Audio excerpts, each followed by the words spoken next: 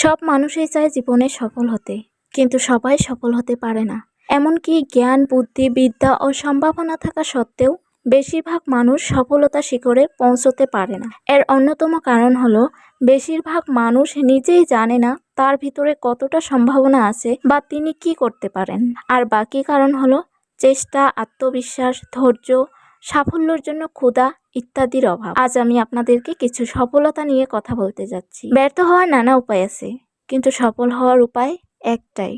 সফল মানুষের সাথে অসফলতা মানুষের প্রধান পার্থক্য শক্তি বা জ্ঞান নয়। পার্থক্য হলো সত্যিকারের সফল হওয়ার প্রবল ইচ্ছাশক্তি, যার মাঝে সীমাহীন উৎসাহ, বুদ্ধি ও একটানা কাজ করার গুণ থাকে, তবে তার সফল হওয়ার সম্ভাবনা সব থেকে বেশি। একটি লক্ষ্য ঠিক করো, সেই লক্ষ্যকে নিজের জীবনের অংশ বানিয়ে ফেলো। চিন্তা করো, স্বপ্ন দেখো, তোমার মস্তিষ্ক, পেশি, রক্তনলী, পুরো শরীরে সেই লক্ষ্যকে ছড়িয়ে দাও, আর বাকি সব ভুলে যাও। এটাই সাফল্যের পথ। একটা কথা কি ভেবে দেখেছেন, ছোটবেলায় আমরা মায়ের কাছে বা বাবার কাছে কোনো জিনিস আবদার করতাম, যদি দিতে না চাইতো তবে জেদ করতাম যে এটা আমাকে দিতেই হবে বা আমার লাগবে।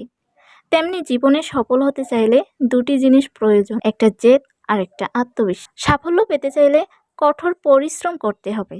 যেখানে পরিশ্রম নেই সেখানে সাফল্যও নেই। সাফল্য হলো আপনি যা চান তা হাসিল করা, আর আনন্দ হলো আপনি যা চান তা পাওয়া। সংশয় যেখানে থাকে সাফল্য সেখানে ধীর পদক্ষেপে আসে। তোমার যা নেই তা অর্জন করাটাই সফলতা নয়।